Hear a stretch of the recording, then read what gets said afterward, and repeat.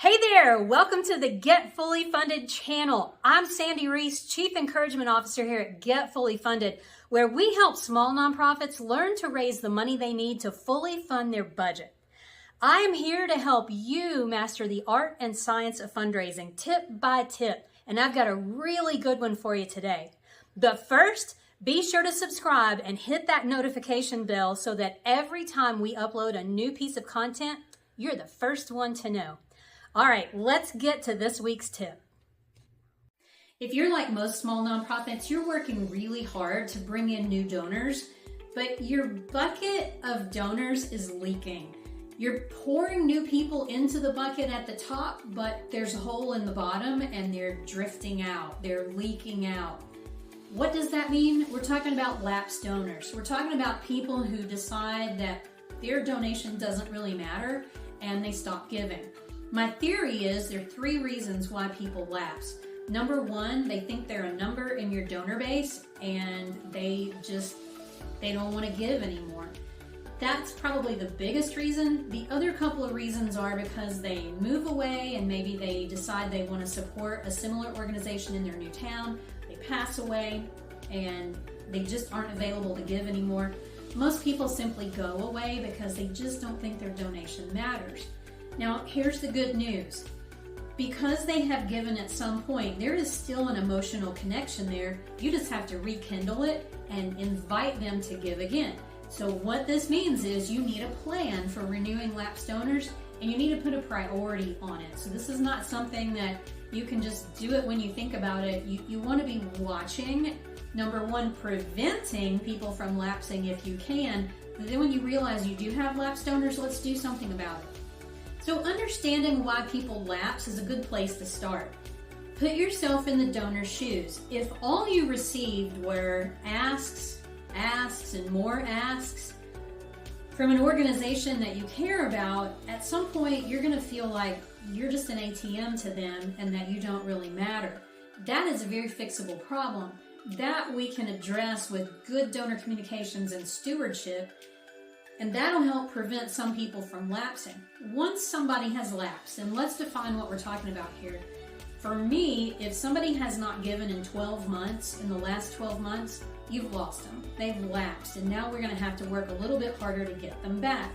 So what does that look like? That can look like segmenting lapsed donors away from everybody else and sending messages specific to that audience. You want to acknowledge that they have given somewhere in the past, and honestly, customizing that message for them is easy. It's very helpful in identifying that you know that person has given in the past, and it's easy to do. A lot of times when I'm working with a client and I write an appeal, I'll change just a couple of sentences and send that letter to the lapsed donor segment. It's not hard to do. It's a matter of using hero language like, you have helped make a huge difference in the past, or we miss you, please come back, or here's what's been happening since you last gave. You're giving them a little bit of an update, you're acknowledging that they once were a supporter, and you're giving them the chance to give again in a way that's meaningful. What does that mean? Well, it means that you're not saying, hey, give to our $25,000 goal. Nobody cares about that. It's about helping them understand the impact that their donation is going to have. It's about telling them their $10 gift will do this, their $13.50 gift will do that. If you can use a core number, do that because it helps identify what it costs to deliver a unit of service. That always works. It's always inspirational for people to help them give. Monitor your lapsed donor numbers. So stay on top of how many lapsed donors do you have at the moment? You have to do this every month. How many did you renew in the previous month? What are your plans in the next 90 days to renew more lapsed donors? You can renew them when you're sending an appeal to everybody else. You can do special campaigns to try to renew them. You can use a multi-channel approach, which actually works really well. So maybe you send a letter, you follow it up with an email, or maybe you send an email, you follow it up with a text.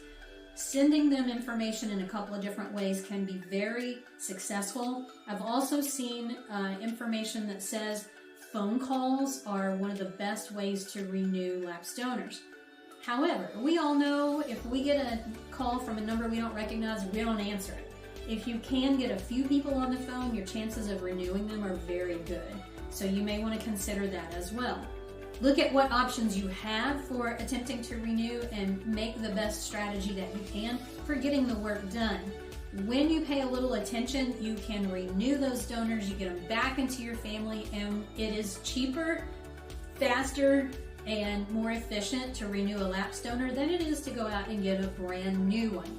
So take what you've learned from this video, go try it out, come back and leave me a comment, let me know what happened. Or just comment and let me know what you're going to try. I'd love to hear from you. If you like this video, there's plenty more where this one came from. Be sure to subscribe and click the notification bell so that every time we add a new tip, you're the first to find out. I don't want you to miss a single thing.